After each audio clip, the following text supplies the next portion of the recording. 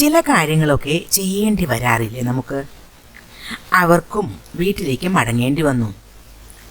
അവൾക്കും ജോലി ഉപേക്ഷിക്കേണ്ടി വന്നു. അവനും അവൻ്റെ പ്ലാൻസൊക്കെ ക്യാൻസൽ ചെയ്യേണ്ടി വന്നു എന്നൊക്കെ നമ്മൾ എപ്പോഴും പറയാറുള്ളതല്ലേ. എപ്പോഴാണ് ഇങ്ങനെ ഉപയോഗിക്കുന്നത്? ചില കാര്യങ്ങളൊക്കെ ചെയ്യാൻ നമ്മൾ നിർബന്ധിതരായി തീരുന്നു. നമ്മൾക്ക് ഇഷ്ടമില്ലെങ്കിലും അതൊക്കെ ചെയ്യേണ്ടി വരുന്നു. അത്തരം കാര്യങ്ങളൊക്കെ ഇംഗ്ലീഷിൽ പറയുമ്പോൾ എങ്ങനെ പറയും? ഇതാണ് ഇന്ന് നമ്മൾ പഠിക്കുന്നത്. നോക്കൂ, എക്സാമ്പിൾ സെൻറ്റൻസസ്. അവൾക്കും പെട്ടെന്ന് റിസൈൻ ചെയ്യേണ്ടി വന്നു. She too had to resign immediately. നോക്കൂ, അവൾക്കും എന്നാണ്, അതുകൊണ്ടാണ് ഷീ എന്ന സബ്ജക്റ്റും പിന്നെ ടു എന്ന് ഉപയോഗിച്ചിരിക്കുന്നത്. അപ്പോൾ അവൾക്കും എന്ന മീനിങ് കിട്ടി. പിന്നെ എന്താണ്? റിസൈൻ ചെയ്യേണ്ടി വന്നു. അപ്പോൾ ഹാഡ് ടു റിസൈൻ.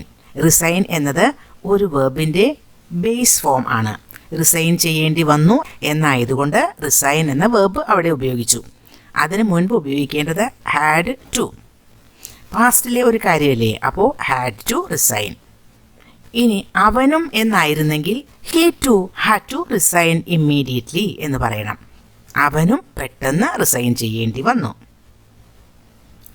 അവർക്കും എന്നായിരുന്നെങ്കിൽ ദേ ടു. നമുക്കും എന്നായിരുന്നെങ്കിൽ വി ടു. അങ്ങനെ ഉപയോഗിക്കുക. സബ്ജക്റ്റ് കഴിഞ്ഞ് ടു എന്ന് ഉപയോഗിക്കുമ്പോൾ അവൾക്കും അവനും അവർക്കും നമുക്കും എന്നൊക്കെയുള്ള മീനിങ് കിട്ടും. അപ്പോൾ ഉപയോഗിക്കേണ്ട സ്ട്രക്ചർ സബ്ജക്റ്റ് കഴിഞ്ഞാൽ to plus had to plus വേർബിൻ്റെ ബേസ് ഫോം. ഏത് വേർബാണോ വേണ്ടത് ആ വേർബിൻ്റെ ബേസ് ഫോം. നെക്സ്റ്റ് എക്സാമ്പിൾ നോക്കൂ. അവർക്കും അവരുടെ പ്ലാൻസ് ക്യാൻസൽ ചെയ്യേണ്ടി വന്നു. അവർക്കും, അപ്പോൾ they to had to cancel their plans. Cancel എന്നത് വേർബിൻ്റെ ബേസ് ഫോമാണ്. നിങ്ങൾക്കും പാർട്ടിയിൽ നിന്നും പോകേണ്ടി വന്നു.